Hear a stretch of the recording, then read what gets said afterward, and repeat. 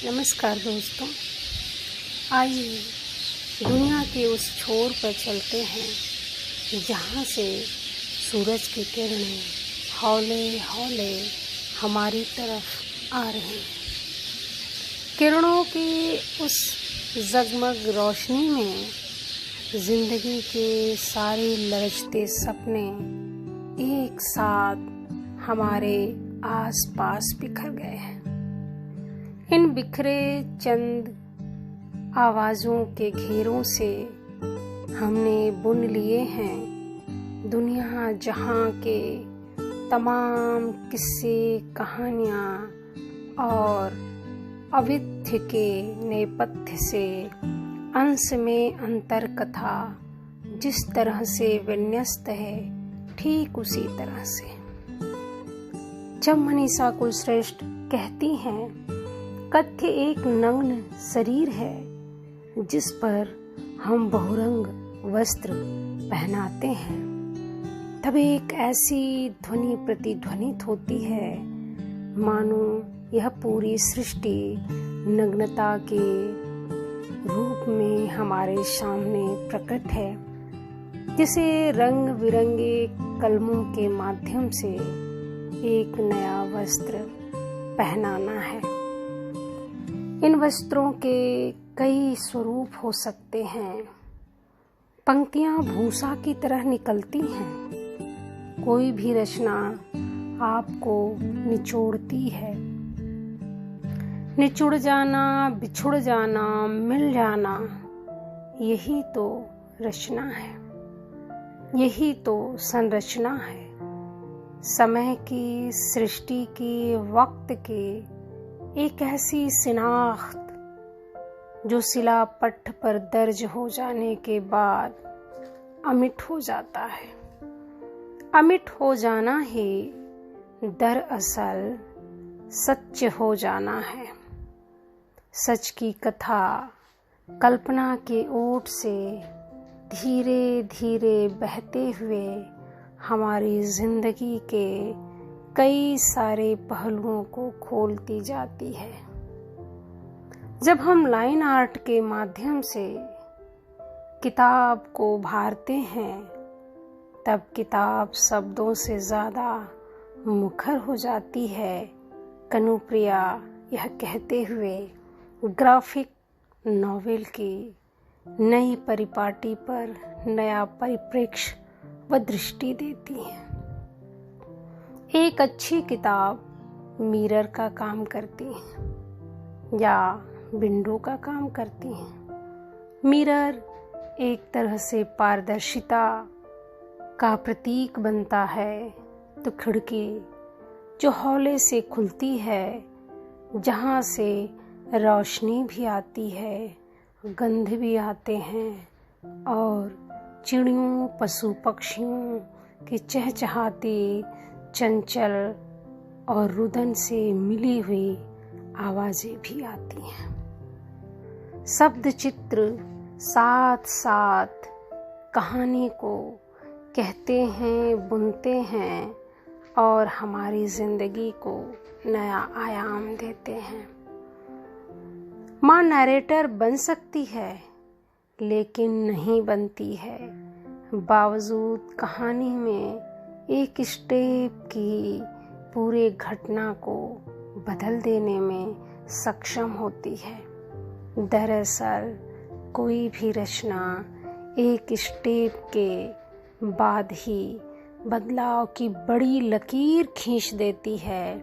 जिस लकीर के आगे बड़ी लकीर खींचना उतना ही कठिन है, उतना ही दुष्कर है, जैसे किसी ग्लेशियर पर चढ़कर चीखते हुए दौड़ना या चढ़ते समय चीखना। यह दोनों ही कमोवेश मुमकिन नहीं होता। शिक्षा, दीक्षा और परीक्षा। प्रेरणा श्रीमाली अपने इन 3 शब्दों में दुनिया के वो सारी पाठशालाएं खोल देती हैं जिन पाठशालाओं में साहित्य, कला, संस्कृति और समाज के नब्ज टपोटोलती तमाम बहुरंगी दुनिया स्पंदित होती है। दरअसल कला अकेली होती ही नहीं, सभी अभिव्यक्तियां मिलकर ही कला को आकार देती हैं, एक ऐसा आकार जो सिंबोलिज्म की नई परिपाटी खड़ा करती हैं। अगर हम समानुपात के एकांत में बैठकर कम्युनिकेशन की नई परिपाटी गढ़ने की परिकल्पना करते हैं तो जाहिर सी बात है कि एक ऐसे इंस्टॉलेशन की तरफ बढ़ रहे होते हैं जहां सब कुछ विस्तृत हो रहा होता है। अपना व्याकरण, भाषा और स्वयं की एक ऐसी वर्तनियां गढ़ती नई पीढ़ियां समय के सामने अलग अलग चुनौतियां देती भी हैं और चुनौतियां स्वीकारती भी हैं।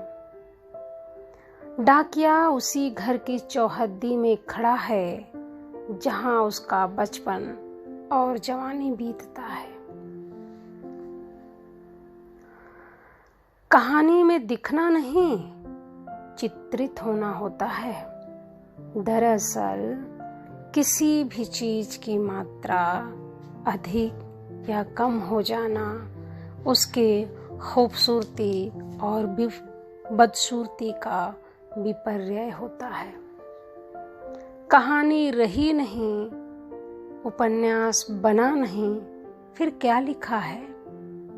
यह सवाल हजारों बगार दिमाग को मथता है जब कोई कहानी उपन्यास की शैली में ढाल दी जाती है। जमाना ब्लैक कॉमेडी का है। कहानी लिखने के लिए फार्मूला पर नहीं, बल्कि अपने दिल दिमाग की आजमाइश पर जाने की जरूरत है। और यहीं से पटकथा की कहानी और केमिस्ट्री दोनों ही बदल सकती है। बदल जाना सिर्फ बदल जाना नहीं होता है, बल्कि बदल जाना नए समय को गढ़ देना भी होता है। बदलने के लिए उतना ऊर्जा चाहिए, क्षमता चाहिए, शक्ति चाहिए और सबसे बढ़कर विवेकशीलता चाहिए। प्रैक्टिकल ऑफ वे, आपने जो लिखा है वह छप जाए यह जरूरी नहीं है, लेकिन आपने जो लिखा है वह किसी भी तरह से किसी एक की जिंदगी में कुछ भी बदलने में सक्षम है, तो वह अलिखित और छपित भी उतना ही मारक है जितना कि छप जाना। लास्ट सनसिनिटी के बाद भी बहुत कुछ रह जाता है, और बहुत कुछ रह जाने का मतलब है कि सृष्टि में बहुत कुछ रखा जाना जरूरी है।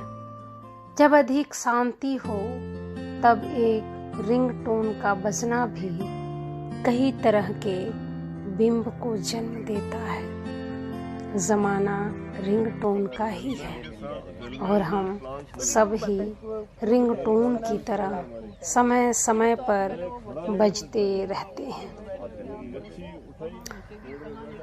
नरेशन को कभी भी लिमिट में नहीं रखा जा सकता, लेकिन उसकी लिमिट तय करना बहुत ज़रूरी है। वैसे ही जैसे हमारी जिंदगी की 4 अवस्थाएं मिलकर हमारे जीवन को एक दिशा देती हैं। जब हम अलगोजे की धुन पर नृत्य करते हैं तब हमारे साथ सिर्फ मोर नहीं नाचती हैं, बल्कि गौरैया और वन मुर्गियाँ भी नाचती हैं। शायद कड़क मुर्गा भी नृत्य करने लगता है। संवेदनाएं, भावनाएं और मानसिक लगाव, यह तीनों ही मिलकर हमें पूर्ण आकार देती हैं। दरअसल हमारा दिमाग ही हमारे होने की पुख्ता गवाही है। अगर हम गवाह नहीं बनते हैं तो दरअसल मुख्तलिस ज़िंदगी की तरफ इस कदर बढ़ जाते हैं जिस तरह से तेज़ आवेग में बहती हुई नदियाँ जब उफनती हैं तो आसपास के पेड़ों, डालियों, झुरमुटों को कभी भी बख्शती नहीं हैं, बल्कि उन्हें अपने साथ धीरे धीरे बहा ले जाती हैं और उनका बह जाना हमारे पार्श्व में शांत संगीत के बजने की प्रतिध्वनि होती है। यह प्रतिध्वनियाँ कई बार एकदम तेज़ धूप की तरह महसूस होती हैं तो बहुत बार बर्फ़ के खूबसूरत सफ़ेद फाहों की तरह महसूस होती हैं। रुई के चंद फाहों को छूते ही अंगुलियां की पोरें जिस तरह से नृत्य करती हैं, वह रिदम हृदय के कई तारों को झंकृत कर जाती हैं। इन झंकृत तारों की सुर लहरियाँ दरअसल एक कथा हजार दृश्य छवियों में देखने को मिली। अगर जिसने नहीं देखा, उन्हें इन चित्रों के छोटे छोटे टुकड़ों के आगोश में बैठकर सपनों के समंदर पर सवार होकर पहुंच जाना चाहिए। उस लोग जिस लोग जाने के लिए आतुर रहती हैं, वह सारी जज्बातें, सारे ख्वाब, सारी नींद, सारी नदियाँ, सारे समुद्र एकाकार हो जाना ही सब कुछ प्राप्त कर लेना है। हमने बहुत पाया, बहुत सीखा, बहुत सिरजा। अब फिर से उसी हालात को जीते हुए कहानी के नेपथ्य से नए मोड़ पर मुड़ती सड़क की तरफ हम मुड़ गए हैं और मुड़ते ही नए मोड़ पर नई ज़िंदगी ने हमें आवाज़ दी है। अब हम चलते हैं और फिर मिलते हैं। नमस्कार, शुक्रिया।